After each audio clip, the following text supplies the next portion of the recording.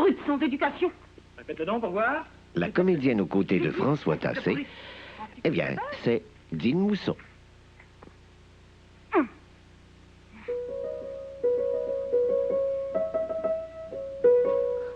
Petits enfants, jouez dans la prairie, sentez, sentez le doux parfum des fleurs. Les personnes âgées, les grands-pères et les grands-mères ont laissé un souvenir inoubliable dans le grand album de famille des téléromans. Feuilletons-le ensemble, si vous le voulez bien, pour nous rafraîchir la mémoire, en commençant bien sûr par le capitaine Aubert. Ces trois filles, il se trouve à être mes petites filles, que je déteste. Anne. Clémence. Innocente. Fabienne. Farouche, celle-là. Oh, c'est donc pas. Sylvette Paillot. On a recueilli ça à des rives sous le fleuve tout le beau matin. Grand-père? Grand-père? Memère Bouchard. Rosanna, ton garçon, il a toujours jeunesse un petit brin, hein? Une veillée par en haut, une veillée par en bas, mais jamais rien de sérieux, c'est vrai? Oui, c'est vrai. Ben, c'est bien ce que je pensais, c'est vrai. Mais là, peut-être bien qu'il a trouvé plus à son goût, hein? Puis c'est pas à ton désavantage, ma fille, que Lionel se trouve une femme dans la paroisse, hein? C'est bien mieux, là, que si c'était un étrange qui restait de l'autre bord du fleuve. Ou ben donc, dans les îles.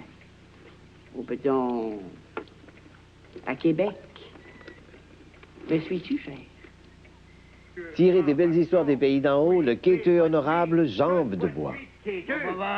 Modérez vos tranches pas, Pérovette. Ouais, ben moi, on va vous dire en pleine face, moi, que c'est grâce à Séraphin si vous avez le droit de quêter dans le comté, puis qu'à part de ça, si vous êtes tout seul de quêteux. Oh, c'est le bout. C'est le bout des bouts. Vous insulterez pas un quêteux honorable comme moi.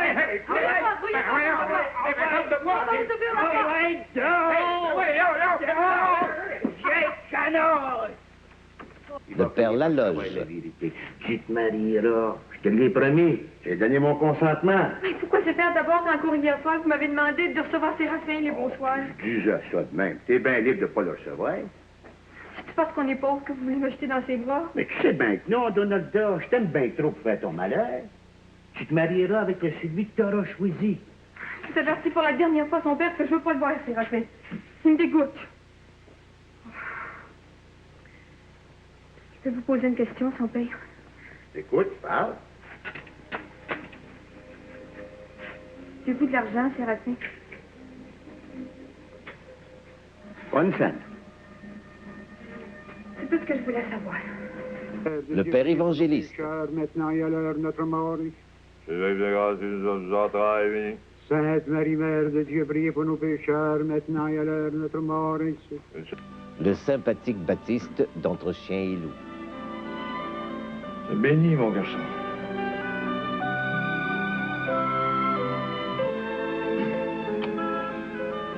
Merci bien.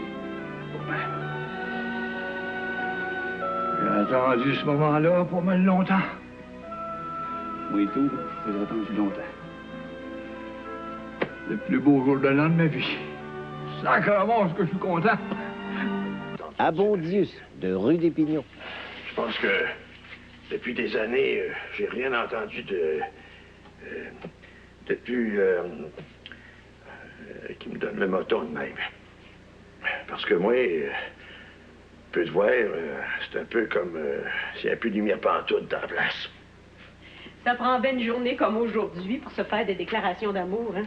Le survenant nous a donné le père Didas et la grosse madame. Bien sûr de ce que vous avancez là. Ben sûr. Tout ce qu'il y a de plus sûr. Regardez-moi comme il faut. Je regarde. Si jamais j'apprends que vous le protégez, que vous le cachez, alors que vous me cachez, vous savez que pourrait être, vous ne le verrez plus. Jamais de ma vie. Jacob Salvaille et Gros Gras. Oui, Jacob, chante pas? Chanter? Le coq? Quand mon œuf revenu. Ben, dans le temps, tu chantais. Je ne t'ouvrirai pas, ma fille. Un petit. Ouais. En tout cas, ma fille aura tout ce qu'il lui faudra. À fois, comme on dit, sans comparaison, grillé de babiche puis de bouton. Sans parler du Gilles Dalton. L'oncle Zéphyr et la cousine du pot au beurre. Je parlais de vos fréquentations. Je comprends pas. Allez-vous vous décider, oui, à vous marier? Oh, ben, il était quasiment pas mariable. On sait bien. Églantine la Pompastine, c'est entre les deux, mon cœur balance, laquelle aura la préférence. Non, Béline, voyons. Attendons à l'automne. C'est beau l'automne, et puis le temps est plus frais. Puis à part ça, votre maison ne sera pas louée. Et puis, votre terre sera avant. Oh, Zéphyr. Qui est devenue ma mère, dans quelle famille? C'est moi qui te soigne. Et puis j'ai décidé de te mettre une couenne de l'or sur ton entorse. Puis je m'en vais te la guérir, puis ça prendra pas goût de tinette. Tiens. Regarde-moi ça, c'est belle. Ben oui, mais le docteur a dit, lui... Le docteur, lui connaît ça rien, le docteur. Là, monte ton pied. Bernard! Donne ton pied! Non, la Bernard! Je te dis qu'une couenne de l'or, ça va te faire du bien. Tu vas pouvoir avoir les deux pieds dans tes bottines, puis ouche, dehors! Ben oui, mais j'ai déjà un pansement, là, ça va faire! Tu gâtes pas comme ça! Hey, Bernard! Elle viendra pas, t'as pas besoin de l'appeler, elle est en haut. J'ai donné son congé, là. Elle est en haut avec les enfants. Elle est à moitié folle avec toi dans la maison. Oh, on est seuls tous les deux. Oui, mon garçon. On est seuls tous les deux. Sans oublier, en terminant, notre bon vieux grand-papa. Je veux que vous cessiez de me traiter en pauvre papa. Vous êtes mieux sans nous? J'ai pas dit ça. J'ai dit que je m'arrangeais bien, tout seul. Mieux que je pensais. Ah, OK, on viendra plus vous déranger. T'aurais dû le faire, ton cours de l'éthique, hein? Je te dis que je suis capable de vivre tout seul dans ma maison. Je n'ai pas dit que je voulais plus vous voir. Comprends-tu, là? Ah, je comprends. Mais j'ai organisé un petit trait de vie, hein? J'ai mes petites habitudes. Je vais faire mon petit marché. Je fais mon petit lavage. Je fais mon petit ménage. Je vais faire mon petit jardin, là. Ouais. Petite vie. Quand j'additionne mes petits plaisirs, mon garçon, ça finit par faire une grosse vie. Je suis pas un pauvre papa. Ce soir, je vais percer pour vous le grand mystère de la maladie de Maman Plouffe. Reportons-nous en décembre 1958. Les réalisateurs de Radio-Canada déclenchent une grève générale illimitée. À la mi-mars, 3 mois plus tard, après un dur conflit, les partis finissent par s'entendre et les choses rentrent dans l'ordre. Comment reprendre le cours de la vie de la famille Plouffe? Comment justifier le temps écoulé depuis le début de la grève? Roger Lemelin a eu une idée géniale, l'amnésie de Maman Plouffe. Je ne vous en dis pas plus long. Et je vous laisse regarder la scène de dénouement de cet épisode où Maman Plouffe retrouve enfin ses esprits. Non, maman, regardez. Soyez tranquille, voyons. Victoire, elle ouvre les yeux. Ah, il semblait aussi. Ça ne pouvait pas arriver à faire de même. Maman, on a eu peur. C'est moi, Ovid, maman. Oh, cher Julie, tu es revenu de Paris. Elle me reconnaît. Oh, maman. Maman. Ah, t'as pu. Voyons. Guillaume. Oui, maman. Là, oui, c'est. Oui, maman. Vous êtes à l'hôpital, maman. Et puis vous êtes guéri. Oh, mais tiens, là, c'est pas ici, tu reviens à la maison. Maman, décide-toi de manger des tourtières avant de vous coucher. Je vous pense, papier que ça passera plus. Enfer, ma bon Dieu. À l'hôpital, la veille du jour de l'an. Non, maman, parlez pas, ça va vous fatiguer. Je vais vous expliquer. Nous sommes le 18 mars. Le 18 mars. Oui, mais parlez pas. Hein. Vous avez eu une indigestion tellement grave qu'on a dû vous transporter à l'hôpital. Tellement grave que vous en avez perdu la mémoire. Et maintenant, vous êtes guéri. Oui. Le 18 mars. Oui, maman. C'est quelqu'un pour cette grave, maman. Tout le monde est correct. Ouais. Maman, on a travaillé à boutique comme des monstres. Hey, maman, Onésime, il s'est conduit comme un homme. Ben, fier de lui. Puis ta maison, là, elle était tenue par notre petite Là, tu vas en trouver propre comme un soin. Ouais. Et puis, toi, Ovid? Je partirai plus jamais, maman. Oh, Tu reviens à la maison, tu te mets t'asseoir, maman. oh, le 18 mars. Ben oui, maman, le 18 mars, t'es pas la semaine prochaine. Ils seront plus contents. Je l'ai traîné un nouveau chapeau, hein,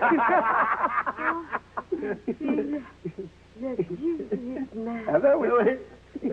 Mais j'ai manqué tous mes programmes de télévision. Ben non, maman, il n'y en a pas eu. Il n'y en a pas eu. Il n'y en a pas eu, maman. La télévision vous a attendu.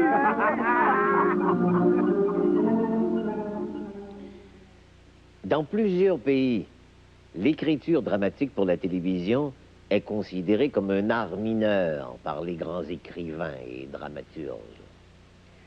Nous avons eu la chance, depuis les tout débuts de notre télévision, d'avoir des romanciers de premier plan qui ont écrit une grande partie de leurs œuvres directement pour le médium télévision, comme Roger Lemelin, Marcel Dubé, Claude Jasmin ou Victor Lévy-Beaulieu. Saluons aussi ceux et celles qui ont fait carrière d'auteurs de télévision comme Guy Fournier, Pierre Gauvreau ou Lise Payette, avec les résultats que l'on sait. Dans les premiers temps de la télévision, c'était l'auteur d'un téléroman qui venait présenter son œuvre aux téléspectateurs ou expliquer le nouvel univers dans lequel ces personnages allaient évoluer pour une deuxième saison. Alors, voici Claude-Henri Grignon et Roger Lemelin. Ici Claude-Henri Grignon. La coutume veut que l'auteur d'un nouveau téléroman présente la première. Je me prête de bonne grâce à cette invitation. Il va sans dire que depuis 17 ans, Séraphin est devenu un personnage légendaire à la radio. Entre-temps, j'ai écrit des paysanneries et des films qu'il ne m'appartient pas de juger.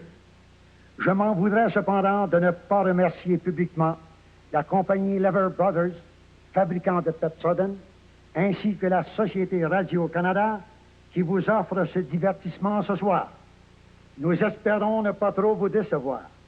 C'est-à-dire, je vous promets beaucoup d'histoires drôles, toujours humaines par exemple, beaucoup d'amour, un peu de sport, peut-être beaucoup, je ne sais pas encore, et de la tristesse. Mais ça s'arrangera parce que j'ai de bonnes influences. S'il n'y a rien de changé dans la distribution des ploufs cette année, le décor changera, lui. Vous vous rappelez, l'an dernier, au printemps, que Onésime a acheté à Cécile une maison de 3 étages. La famille y est déménagée. La voici. Les ploufs demeurent au 2e. La propriétaire, Madame Cécile Ménard, au 1er, qu'elle a divisé en 2 parties, louant l'autre partie à un jeune couple. Et au sous-sol, c'est la boutique de plomberie de Théophile. Le 3e est occupé par 2 autres locataires que nous connaîtrons peut-être au cours de la saison. Et c'est sur ce, mesdames et messieurs, que je vous laisse pénétrer dans la cuisine de Madame Piouf. Au revoir. Qui était l'auteur de la pension Velder? La réponse après cette pause. Avec tous ces trésors, je me sentirais parfaite. Je serais une femme heureuse, femme comblée.